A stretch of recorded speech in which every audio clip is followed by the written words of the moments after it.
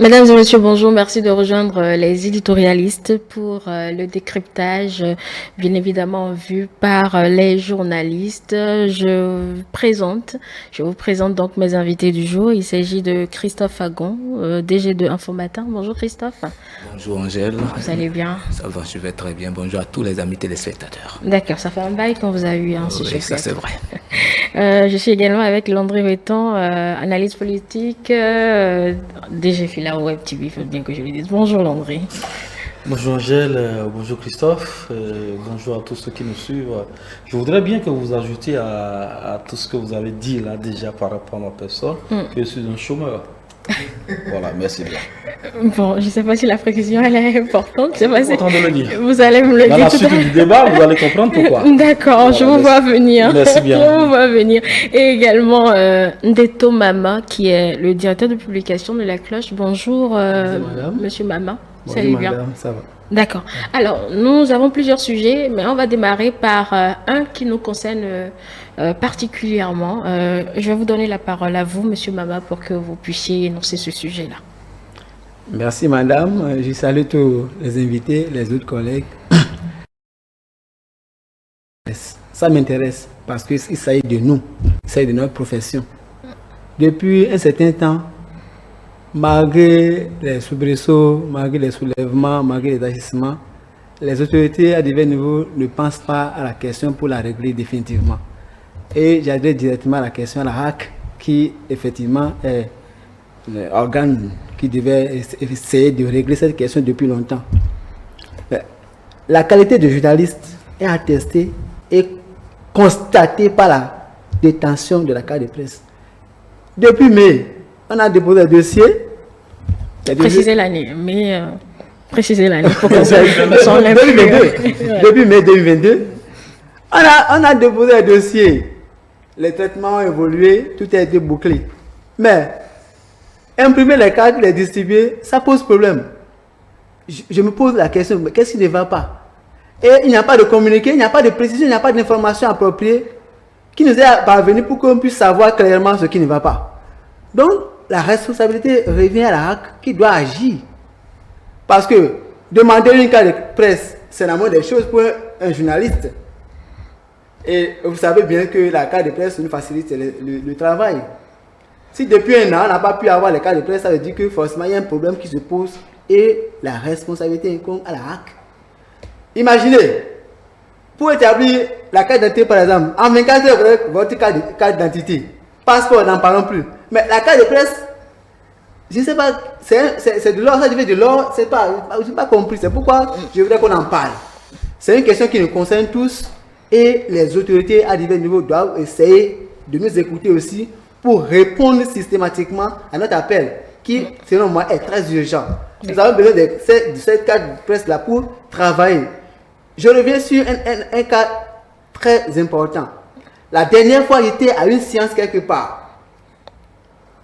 Et j'ai vu comment des confrères ont été congédiés, ont été renvoyés parce que quoi? Il n'a pas eu preuve pour pouvoir faire tout le travail. On leur a demandé, mais vous dites que vous êtes journaliste. Qu'est-ce qui prouve que vous êtes journaliste? Et par faute de la détention de la carte de presse, ils ont été renvoyés. J'étais témoin. Ils n'ont pas de carte de leur organe, tout au moins. Non. Ils ont un bail, ils disent non, que ça ne fait pas office de carte de presse. Vous voyez un peu? C'est un petit problème qu'il faut régler. On n'a pas un ministère de la communication. C'est la HAC qui, effectivement, doit jouer son rôle. Donc, je pense que d'ici dans les meilleurs délais, ils pourront rapidement nous régler pour qu'on puisse finir ce débat-là. D'accord. Christophe Fagon, il dit, bon, si je m'en tiens à ses propos, il n'y a plus de journalistes au Bénin depuis un an.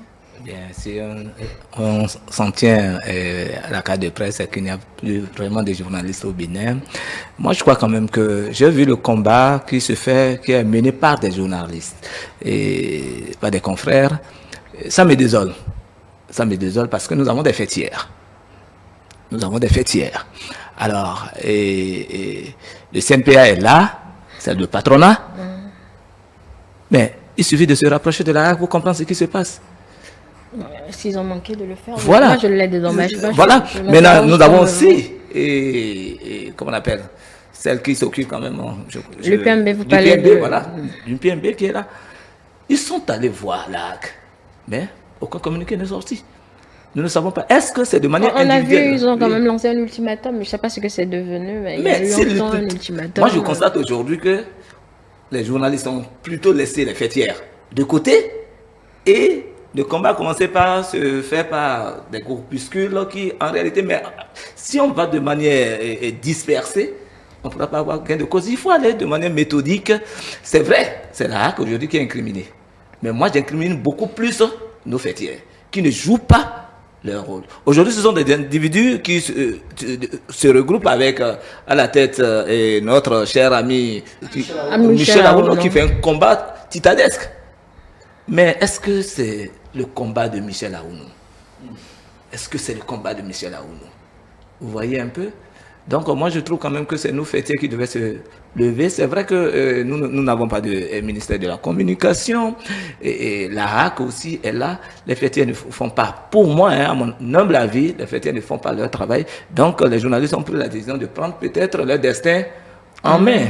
Donc c'est le combat, c'est ce que je suis en train de... Ouais, mais ce qui est regrettable, ce n'est pas le fait de ne pas avoir la carte de presse, mais c'est surtout le fait qu'il n'y ait aucune explication venant de la HAC pour apaiser, du moins ou bien expliquer ce qui est la base. Peut-être que c'est pour bien faire qu'ils sont en train de le faire, mais le silence est vraiment mortel pour le moment. Donc je prie la HAC, les différentes autorités de la HAC, surtout que nous avons des journalistes qu'on envoie tels que notre frère Kotieme, qui en réalité jusque-là n'est même pas monté au créneau pour expliquer, ah, chers confrères, c'est à cause de ci, c'est à cause de ça que... Il est sorti une fois sur une radio ou une télévision, je ne sais plus trop laquelle, pour situer les responsabilités. Ce que j'ai retenu essentiellement, c'est que bon, ça devait être une carte biométrique avec la NIP, mais depuis, il n'y a plus officiellement... En tout cas, on n'a pas eu le communiqué officiel pour ceux qu'on a envoyés, c'est ce qui a été dit à leur niveau. Donc, on ne sait concrètement pas où...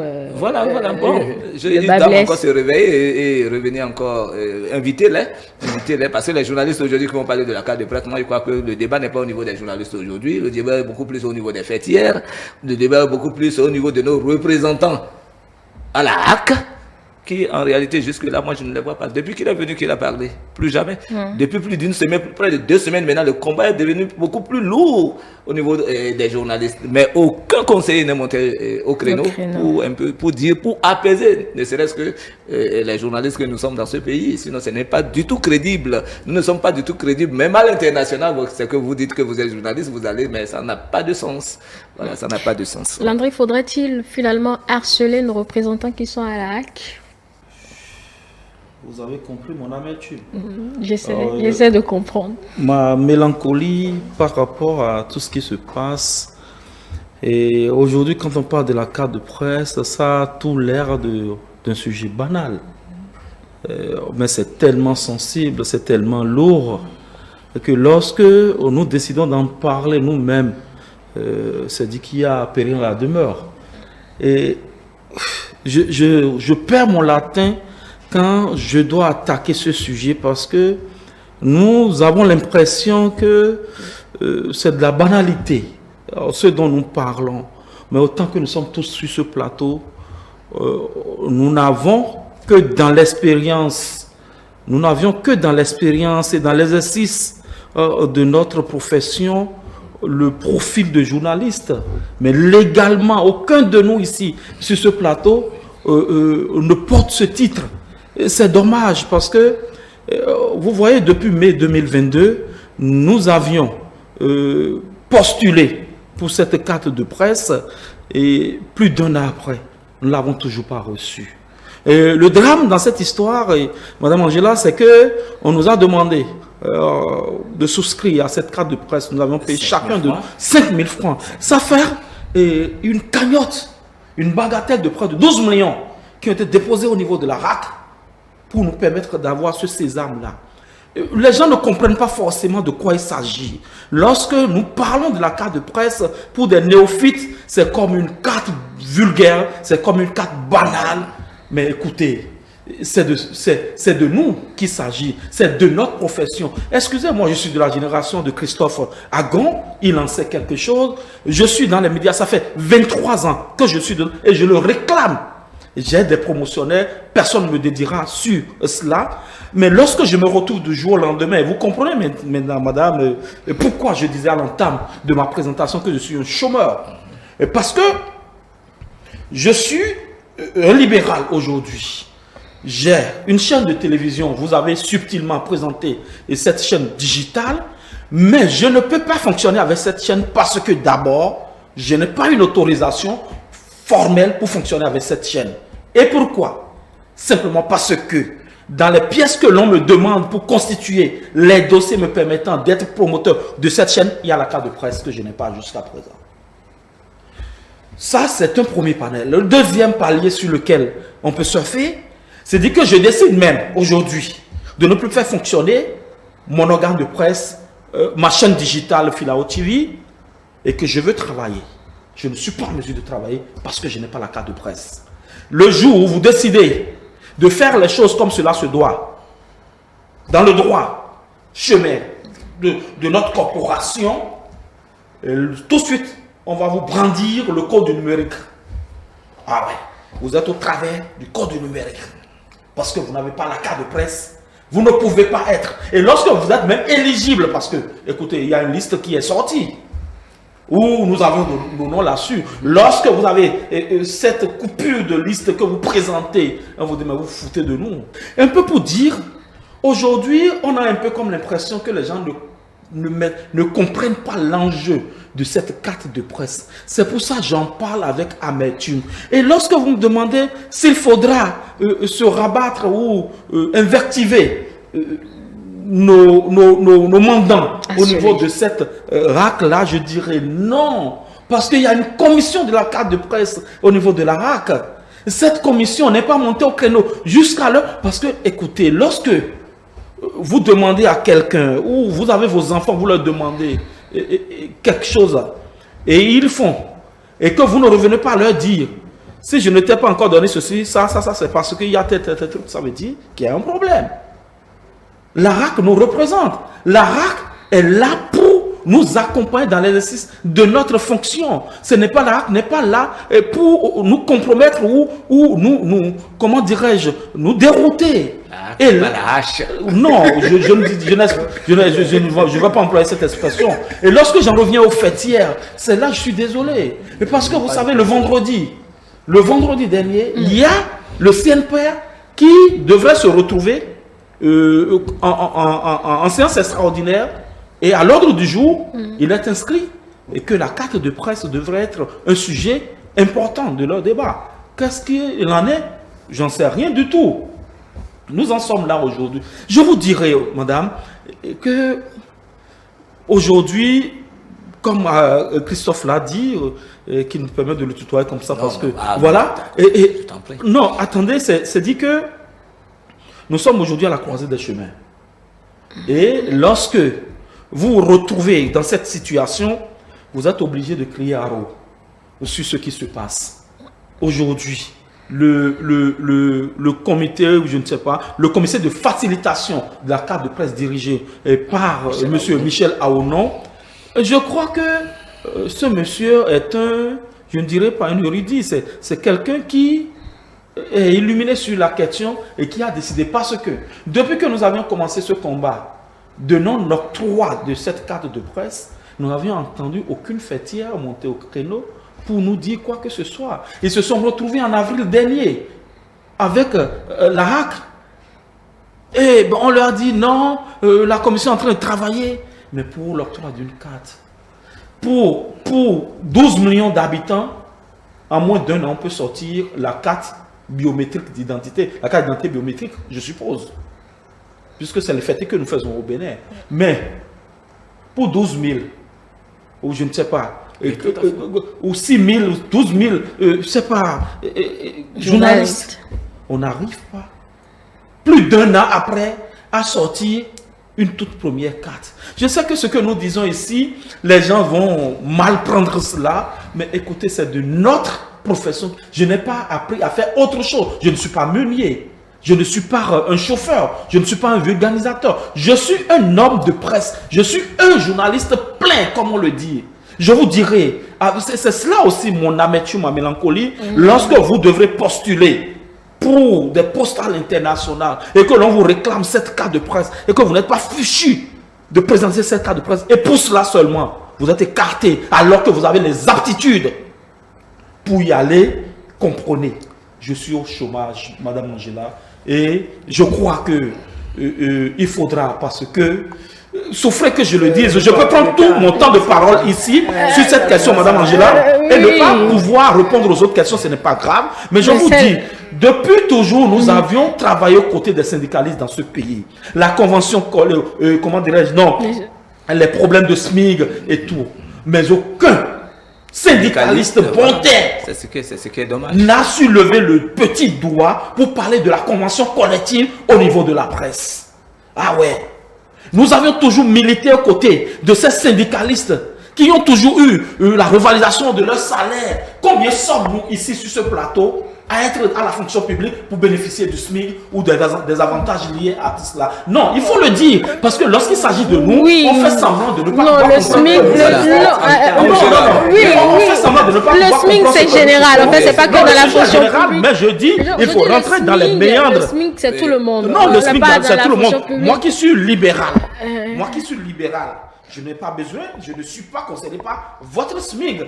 D'accord. Parce que je joue, je danse. Et je suis au front, c'est moi qui dois. Mais lorsqu'on ne me permet pas de pouvoir exercer ma profession, à quel moment dois-je respecter ce que le gouvernement a dit? L'autre chose, lorsque nous allons... Non, permettez, madame, si vous le permettez, j'ai dit à l'entame de cette émission que c'est un sujet qui me tient à cœur et que je pourrais ne plus prendre la parole jusqu'à la fin de cette émission. Je ne vous en voudrais pas. Mais je voudrais juste dire, c'est un dernier crochet pour vous dire...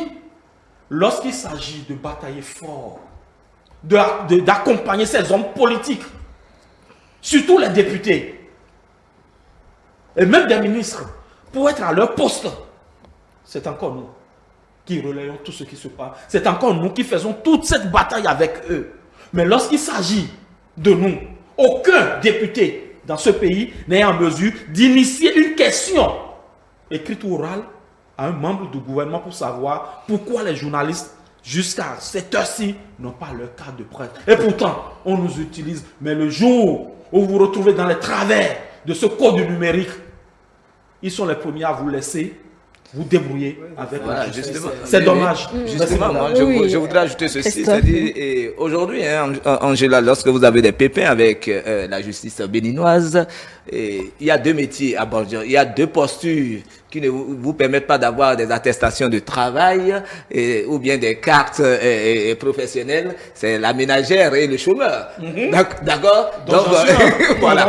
Donc, lorsque vous vous présentez aujourd'hui devant le juge, si vous êtes journaliste, il faut me dire que vous êtes chômeur. Parce que lorsque vous dites que vous êtes journaliste, c'est comme si au tribunal, c'est un monde à part qui n'est pas au Bénin. Parce qu'ils sont censés savoir quand même qu'aucun journaliste au Bénin n'a de carte de presse. Mais pourtant, la première des choses qu'on vous demande, c'est que prouvez-nous que vous êtes journaliste. Impossible. Impossible. C'est paradoxal, c'est ce que vous dites. Voilà. Donc, c'est comme si c'est un monde totalement à part et que nous sommes dedans. Ce sont seulement les journalistes qui ont leur monde. Et par exemple, au tribunal. Donc, vous voyez, beaucoup de nos confrères ont eu ce problème-là. Et aujourd'hui, ils sont incapables de dire, lorsqu'ils ont des pépins au tribunal, de dire qu'ils sont journalistes. Et là, déjà, ils sont condamnés. Quand tu dis que on te dit de prouver que tu n'arrives pas à prouver, c'est fini. C'est qu'on te traite comme un individu quelconque. Je voudrais ajouter, sincèrement, c'est un sujet essentiel. Parce qu'il ne s'agit pas de débat politique, la corruption, non. C'est un sujet essentiel qui nous concerne. Il faut que ce sujet soit réglé. J'aurais appris dans les coulisses qu'il y a des noms, puisqu'il y avait des attributions, la liste est sortie. Renouvellement et attribution. Les listes étaient sorties, mais nous avons eu des informations qui soutiennent ce que je vais dire tout à l'heure. Qu'il y a des noms qui n'y figurent pas, qu'il faut rajouter. Parce qu'il y a des échéances électoral là, qui vient. Voilà, justement, moi, c'est ça que franchement, je voulais non, dire. si c'est ça qui va bloquer. Est-ce que je voulais Non, dire non, non. Parce que les élections Si sont on n'a proches, pas les de gars. preuves, non, moi je c'est peux parce pas. que les élections Est-ce que sont vous avez bien, des preuves? voilà. Il faudrait. Non. Mais ce qui est sûr, quand même, vous savez que les élections. Madame, il y a un problème qui est là. Il y a un problème qui est là. Qu'il faut tout à l'heure parce qu'il y a des élections. Vous aurez tous droit à la parole, mais il faudrait. Oui, vous allez finir, mais il faudrait pas donner des informations non vérifiées. Je vous demandais tout à l'heure si ça. Tout le monde est conscient qu'il y a les élections. Ok, d'accord. Ça n'a pas besoin d'une source. Si ça s'agit d'établir une carte d'identité, on a besoin de combien de jours pour le faire? Si c'est d'établir un passeport, combien de jours il faut pour le faire? La carte de presse depuis un an, ça ne soit jamais. Donc il y a un problème qui est là, il faut dire Oui, la vérité. Mais par rapport au renouvellement, madame, c'est simple. Oui. Par rapport au renouvellement, il n'y a pas de problème par rapport à ça. Sortez les cartes. Normalement, renouvellement. Renouvellement, c'est un problème, ça. Voilà, donc, parce qu'on a fourni les anciennes cartes tout au moins, donc les gens comme nous, là. Mais si au niveau de la NIP, ça ne va pas, ils n'ont qu'à redonner, ramener l'ancien système qui sont des cartes. Simplement. C'est pas compliqué. Même cette carte biométrique dont on parle, ça nous servira à quoi? Non, ça c'est un autre débat. Là, Mais je voudrais pour finir, je ne vais pas être très très long, juste une seule phrase pour dire j'implore la clémence de deux personnes. Je vais vous surprendre, j'implore la clémence du chef de l'État à ce que ce sujet puisse être une préoccupation majeure pour son gouvernement et pour lui personnellement. Ce n'est pas, je ne vais pas lui faire cet affront. Je sais qu'il est un père, il est le père de la nation et qu'il sait qu'il y a des enfants de cette nation qui souffrent de cette carte de presse. La deuxième personne à qui je lancerai cette invite, c'est à M. Agapite Marforican Napoléon. Oui, je vais vous surprendre. Il a été une des figures de proue de cette de la HAC, je ne dirais pas de cette mandat, de la HAC. Et il a dirigé avec brio, avec ses pairs, leur mandature, où nous n'avions jamais entendu parler de cette lenteur ou de cette, je ne dirais pas cette volonté manifeste de ne pas pouvoir nous donner. Tout le monde n'aura pas la carte de presse pour venir faire leur politique ou pour venir critiquer. Nous avions besoin de cette carte de presse parce que à l'international, les gens nous suivent. Nous avions besoin de leur prouver que nous sommes des journalistes. Ne suis-je pas journaliste? Dites-moi, Madame Angela. Non, je vous le demande, franchement. Agon à Christophe n'est-il pas journaliste? Qu'est-ce qui prouve qu'il est journaliste? Non, nous avions ce problème. Et quand je le dis, c'est avec les larmes aux yeux que je le dis. Je voudrais implorer la clémence de M. Agapite Marforican Napoléon, qui est directeur de cette télévision et qui est passé aussi par là et qui connaît le roi, qui sait comment ça se passe. Si nous avions besoin de faire du lobbying, voilà un personnage qui pourra nous aider à aller décanter cette situation. Je vous en prie, je nous en prie, supplions-le pour qu'il puisse nous aider. Et comme lui, d'Akotiémé, il est là, il fait ce qu'il peut, que les fêtières aussi s'y mettent. Madame Zakiat Latundi et celui du CNPA, que tous ceux-là s'y mettent pour que nous arrêtions de souffrir de cette carte de presse. Moi, j'en ai besoin. Pas pour tout ce qu'on dit là, mais j'en ai besoin parce que j'ai envie ou j'ai besoin d'affirmer mon autorité à l'international. Parce que je crois que j'ai aujourd'hui ce qu'il faut pour aller postuler à l'international. C'est de droit.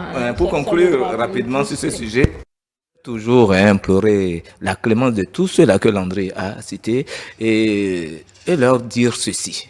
Vous savez, ce qui s'est passé, la précarité au niveau de la presse n'est plus à démontrer. Et ce qui s'est passé pour que chaque individu trouve les 5 000 francs, je ne peux pas vous dire. Je ne peux pas vous dire. Donc, lorsqu'un individu, il y a des patrons de presse mais qui ont lui a cotisé, il y en a qui ont des employés qui ont pu trouver 1000 francs, ont appelé telle personne pour avoir ces 5 000 francs et qui ont déposé depuis 1 an. Je voudrais appeler à la clémence de tout cela pour qu'ils puissent vraiment voir dedans comme les Ivoiriens le disent là, pour que les cas de presse sortent enfin. Merci. Christophe, donc on reste avec vous pour votre sujet. Quand on a fini de parler de nous-mêmes là, on va parler maintenant. On n'a pas de parler de nous tant qu'on va parler de cette cas de presse. Vous avez raison. Mais bon... on peut parler d'autre chose, non? Oui, allons-y. D'accord, Christophe, allez-y.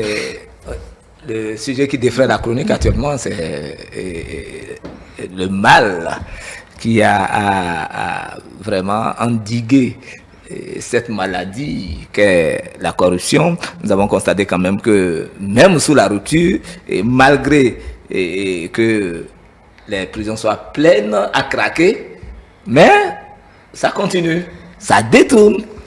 Alors là, moi, ça me pousse à me poser la question de savoir que faut-il faire pour endiguer ce mal de la peau de l'individu en général et du Béninois en particulier.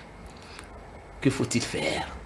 Parce que nous sommes d'accord quand même que le gouvernement de la rupture a été quand même ferme par rapport à cette histoire. Et malgré ça, des individus, je ne sais pas le courage qu'ils ont à mettre des millions, 300 millions, qui 100 millions sous le lit. Alors qu'en réalité, on est en train de parler de précarité par-ci, par-ça, par-là. Qu'est-ce qui se passe? Je ne sais pas. Et là, ça commence à me dépasser. J'ai dit, bon, en réalité, est-ce que c'est le système qui doit endiguer le mal ou bien c'est devenu un problème d'éducation depuis la base? Voilà. Ça, c'est votre interrogation, oui, Landry. Oui, Christophe s'interroge. Je voudrais... Mais taux zéro ou sans corruption, ça ne peut pas exister non plus. Voilà. Utopie, je dirais utopie. Et je voudrais répondre à Christophe. Pourquoi? C'est d'abord de la gloutonnerie. La gloutonnerie, parce que voilà, on veut paraître, on veut, comment dirais-je, on veut exister, ou paraître exister.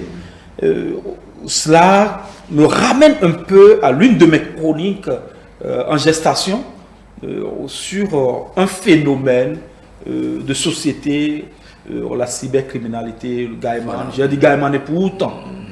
Aujourd'hui, vous voyez, c'est vrai, au-delà de la lutte que mène le chef de l'État, au-delà de la lutte que mène le système pour assainir ou pour arrêter cette gangrène, on sent que des gens sur qui, je dirais comme ça, des gens sur qui la civilisation n'a aucune emprise, trouver des échappatoires pour pouvoir se mettre bien entre griffes.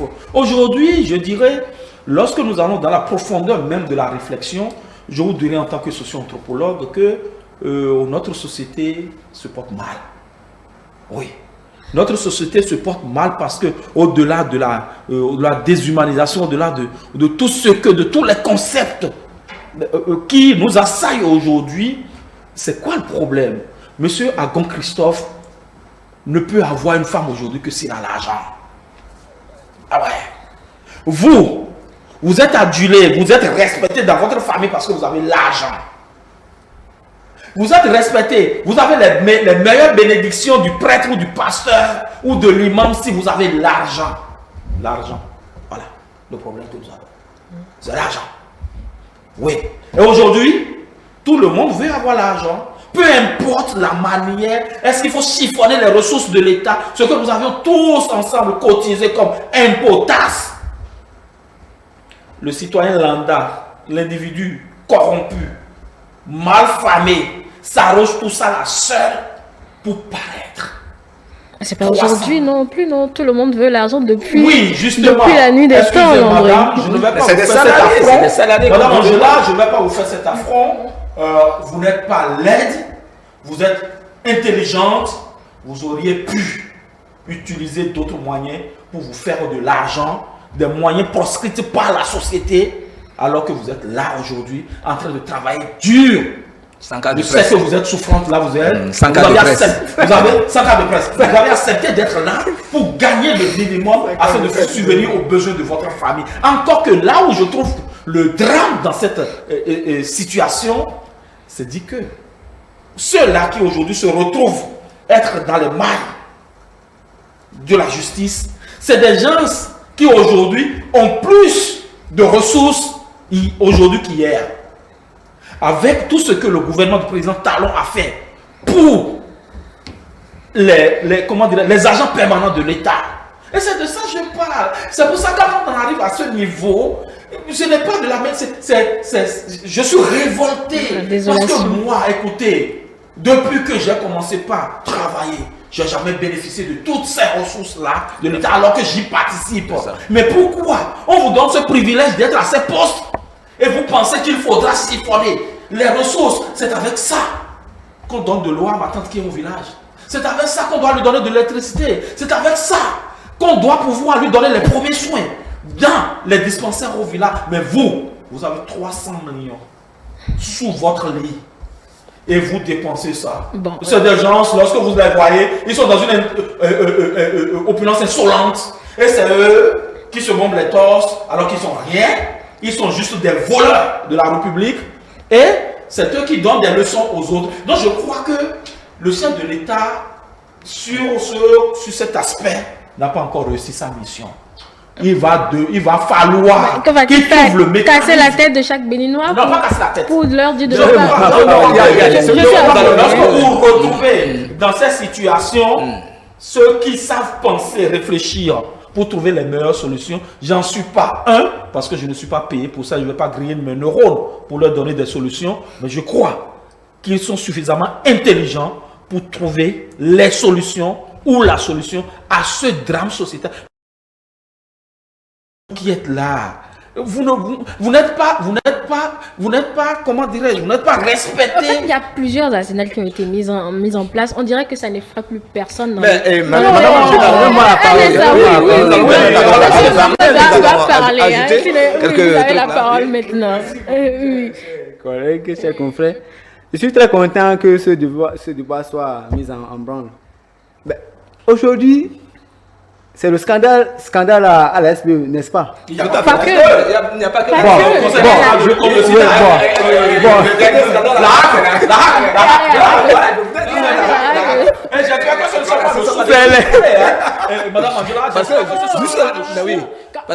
On n'en sait rien.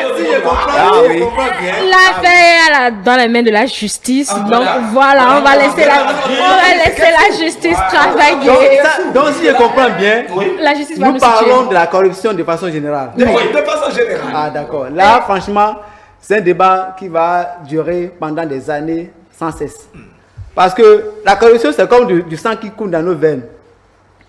Et pour arrêter la corruption, il faut carrément que les sangs ne couleront jamais. Oui, là, tant que le sang coule dans nos veines, la corruption... Voilà, vous n'êtes pas corrompu. Peut-être que... Mais vous n'êtes pas non plus. Non, moi, pas du tout. Non. Tu sais, donc c'est quand on va vous attraper. Voilà. Ce qui est étonnant, c'est que sous le gouvernement, sous la gouvernance du président Talon, qu'on puisse parler de la corruption encore à cette hauteur-là. Sacré. Mais quand on entend parler de la criette, normalement, les gens doivent se ressaisir de l'administration publique.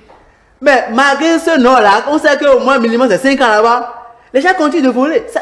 C'est vraiment difficile à supporter. Et qu'on trouve 100 millions, 300 millions à la maison de quelqu'un, franchement, ça fait réfléchir. Et le président de la République... Moi, j'attends que la justice le dise effectivement. Peut-être que le procureur de la République va nous situer. J'ajoute, le président de la République qui est sous le soleil, il se bat, il se casse, il se décacasse.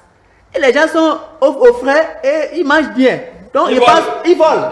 Je pense qu'il doit punir. Et je suis sûr qu'il va être très dur par rapport à ce dossier-là. Les dossiers de la corruption, c'est bien vrai, c'est sans cesse. Mais je pense qu'on peut réduire ça. Mais les gens, lorsque vous les nommez, systématiquement, automatiquement, ils changent du jour au lendemain. Je me demande si vous comprenez avec moi que lorsque on prend un simple individu honnête, gentil, intelligent, quand le plan s'impose donner, 3 mois après, vous le trouvez dans une autre peau, carrément. Il faut nuancer, Angela. Il faut nuancer que tous les cadres ne sont pas corrompus.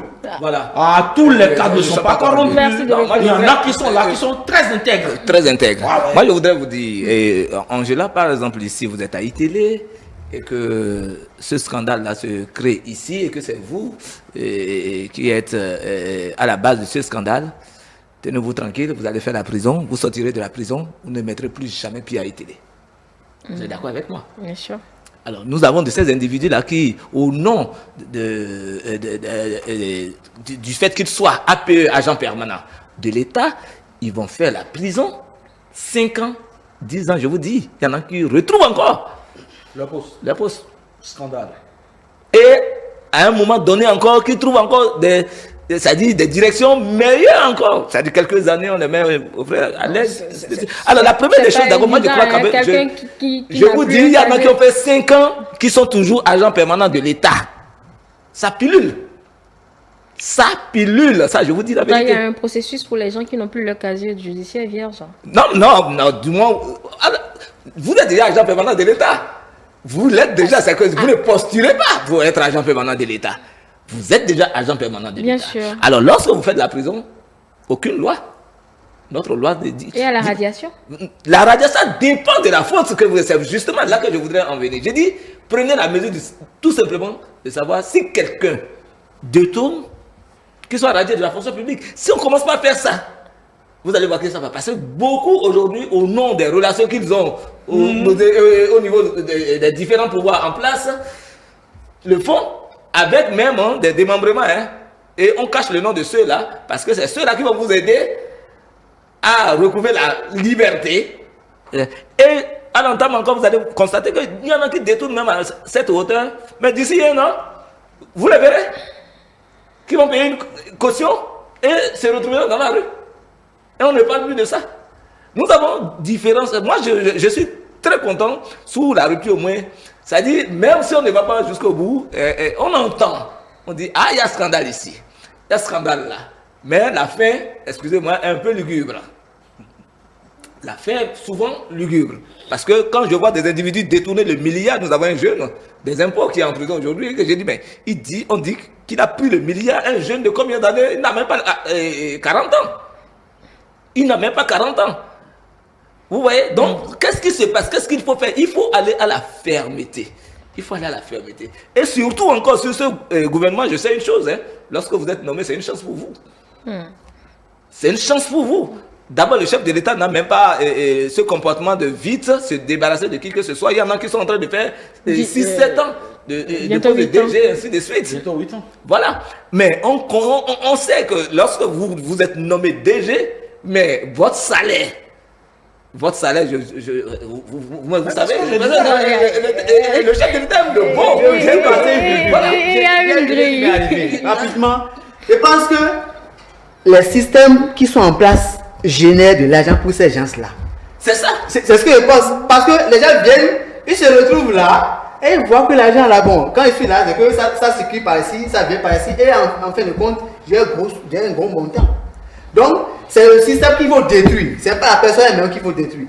C'est le système qu'il faut détruire. Le système qui génère de l'argent. Aujourd'hui, c'est difficile.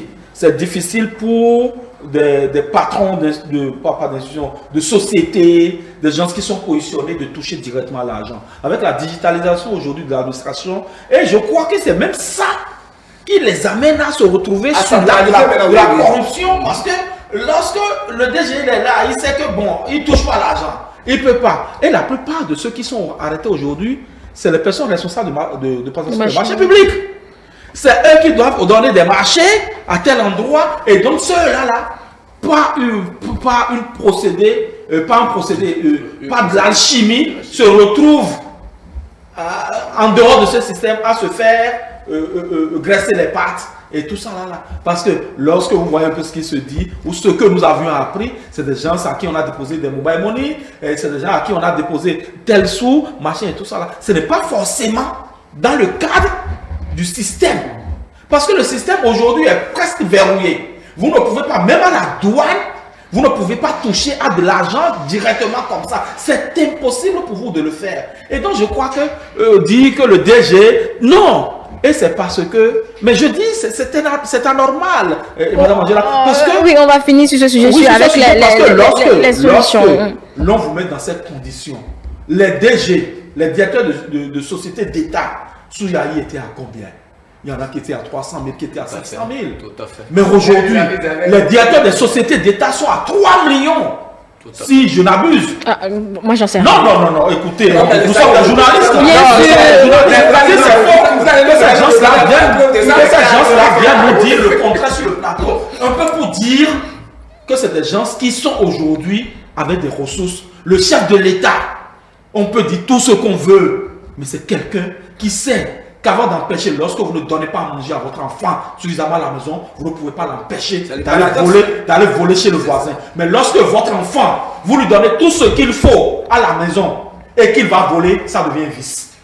Aujourd'hui, ces responsables sont dans le vice. Voilà. Ils ne sont pas, ils sont déjà à l'abri du besoin. Ils sont à l'abri du besoin, excusez. Mais pourquoi aujourd'hui ils se retrouvent à être obligés de siphonner les ressources de l'État? C'est du vice, c'est des vices. Ce sont les nouveaux riches au fait. Voilà. Ce sont les nouveaux riches. D'accord. Ce que vous gagnez de vous suffit pour être riche parce que c'est planifié. D'où quand Christophe parle d'éducation, c'est pas si voilà, je suis d'accord. Parce qu'on veut paraître, on veut être, on veut eux, alors que vous n'avez pas les ressources qu'il faut. Ce dont vous avez besoin, l'État vous le donne. Contentez-vous de cela, planifiez cela. Vous n'avez pas besoin d'aller chercher des maîtresses. Plein de maîtresses dehors parce que vous avez 300 millions sous le lit et vous ne savez pas à qui dépenser, à qui donner ces sous-là. Non, contentez-vous de ce que l'État vous donne. D'accord.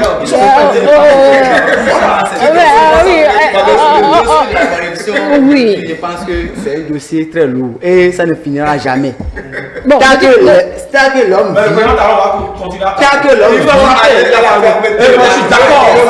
Je vous dis, et je ne conclue pas ce sujet en disant que le dossier de la corruption, c'est un dossier de longue haleine. Ça ne finira jamais tant que l'existence du même continue. Seulement que on pourra diminuer. Quand vous parlez de l'éducation, on a la personne aujourd'hui. J'ai vu des gens intègres. Des gens intègres qui sont nommés.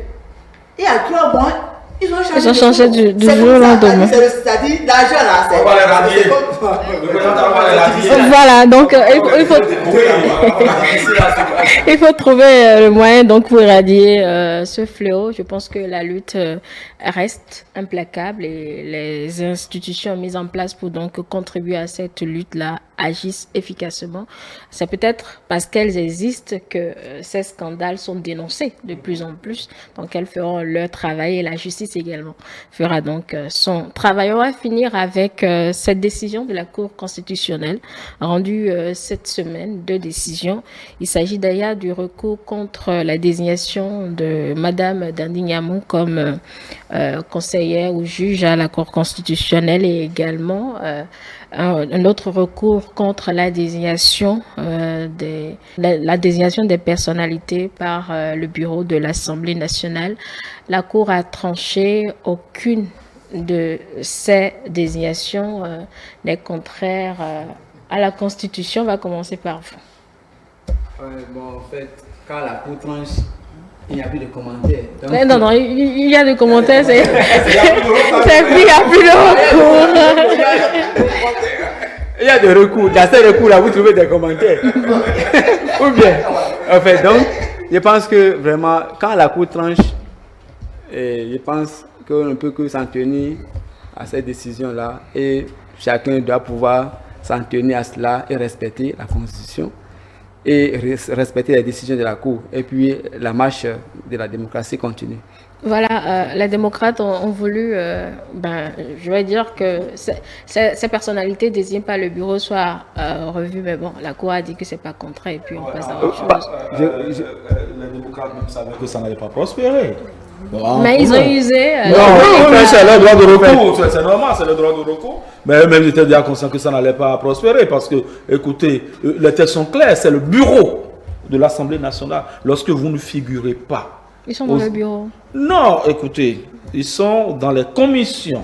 Le bureau, je crois que c'est une seule personne. Voilà. D'accord, ce n'est pas l'individu qui choisit, c'est le bureau. Et si vous n'avez pas une voix prépondérante au niveau du bureau et que le bureau a décidé, si vous êtes qu'un seul sur 6 ou 7 membres du bureau et que voilà le bureau a décidé au vote que ce soit telle liste qui passe, moi je ne sais pas. Je crois que dans la démarche, oui. Surtout qu'il n'était pas là. Et qu'il n'était pas là, il a utilisé la politique de la chaise vide. Et, je crois que il ne devrait pas avoir de problème. Mais Les démocrates ont usé de leur droit de recours, c'est normal parce que, bon, et s'ils ne le disent pas comme ça, c'est comme s'ils cautionnent ce qu'ils ont fait. Mais malheureusement, c'est ça aussi le principe de la démocratie. C'est la loi de la majorité à un moment donné. Et c'est dommage, ça a été fait. Maintenant, par rapport à la nomination du professeur Dandignon, je l'avais déjà dit. C'est quoi le problème? Je me posais la question. Quand on lit un peu le recours, c'est une question de moralité. Moralité. Les articles de oui, la Constitution indexés. Un peu le document, mais écoutez, je crois que ceux qui sont au niveau de la Cour constitutionnelle sont des sages.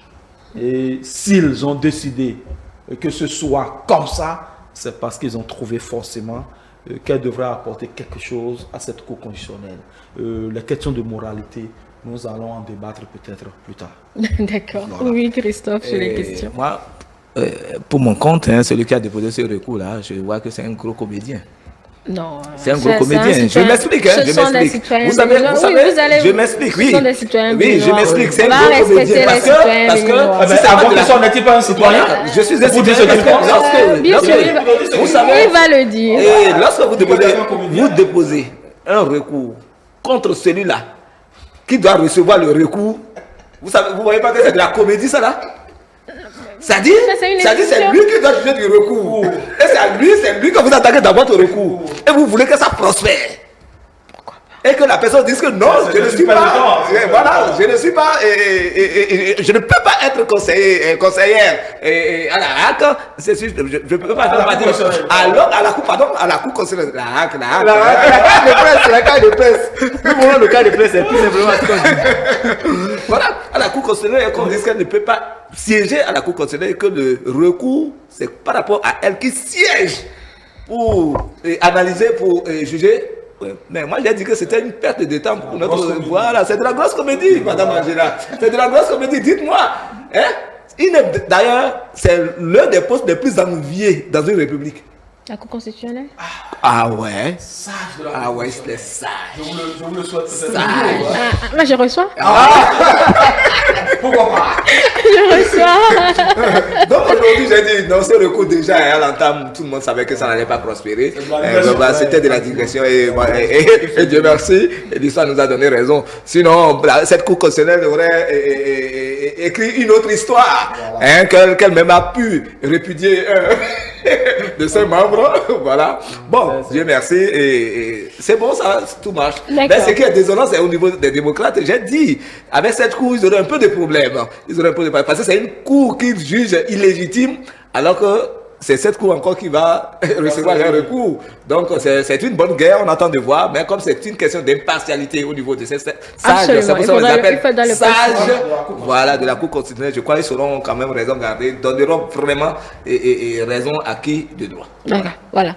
C'est bon? C'est bon, ça peut. Merci beaucoup, chers confrères. Je voudrais hier déjà remercier tous ceux-là qui ont pu faire des déplacements par rapport à l'anniversaire d'Info Matin. Ah, voilà, oui. 3 ans d'Info Matin. Merci à toutes les autorités, merci à tous les confrères qui ont pu me faire ce plaisir, faire le plaisir à tout le groupe. Merci infiniment et que Dieu vous bénisse. Ah, c'est pour ça que vous avez accepté mon invitation aujourd'hui. Voilà. Ah, ok, d'accord. Merci Landry. Merci beaucoup. Je veux ma carte de presse. Nous la voulons tous. Voilà. Nous la réclamons tous. Je veux ma carte de presse, Monsieur Moretti, président de la RAC. Je vous supplie, je vous conjure, donnez-nous nos cartes de presse, s'il vous plaît. Nous en avons besoin pour affirmer notre profession, pour affirmer notre existence professionnelle, pas seulement au Bénin, mais aussi en Afrique et partout dans le monde.